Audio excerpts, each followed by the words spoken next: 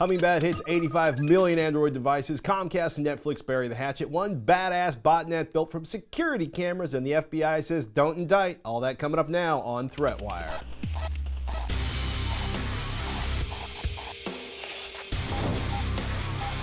Greetings, I'm Patrick Norton, and this is ThreatWire for July 5th, 2016, your summary of the threats to our security, privacy, and internet freedom.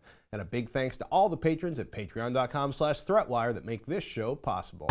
None of these emails should have been on any kind of unclassified system. That's what FBI Director James Comey said, but, quote, in looking back at our investigations into mishandling or removal of classified information, we cannot find a case that would support bringing criminal charges on these facts.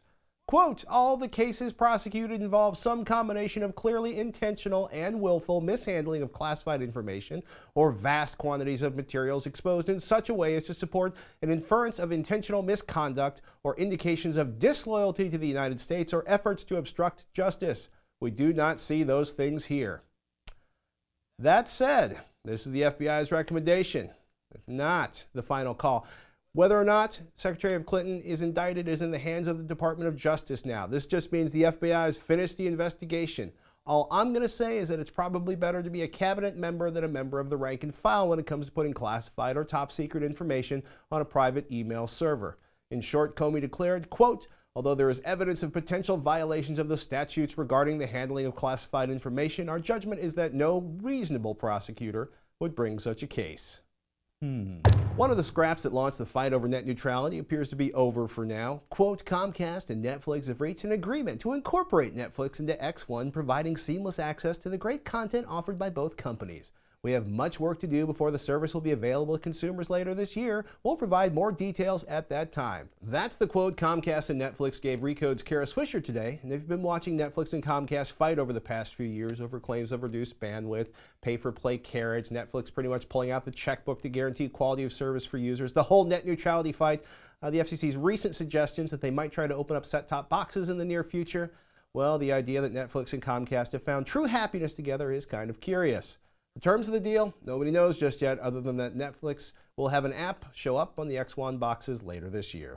We joke a lot about the Internet of Things being the internet of lots of stuff that can be hacked inside of your house. So many devices are using poorly vetted and rarely updated firmware, and hey, unpatched Linux is not your friend even if it's in a light bulb.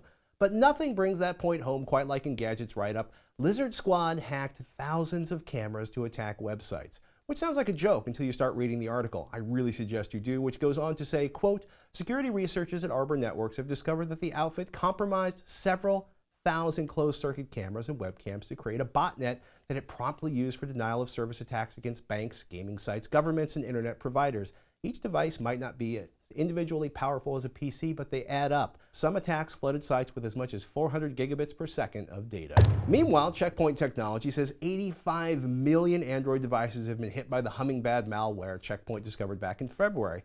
It's mostly in China, but it's nasty. It's, quote, a persistent rootkit on Android devices, generates fraudulent ad revenue, and installs additional fraudulent apps. Apparently, it's generating nearly $1 million a quarter in revenue from 10 million devices that are controlled by HummingBad. Hope they don't hook up with the guys from Lizard Squad. There's a link in the show notes, and hey, while this might be focused on China, it's a sign that Android security is something to take very, very seriously.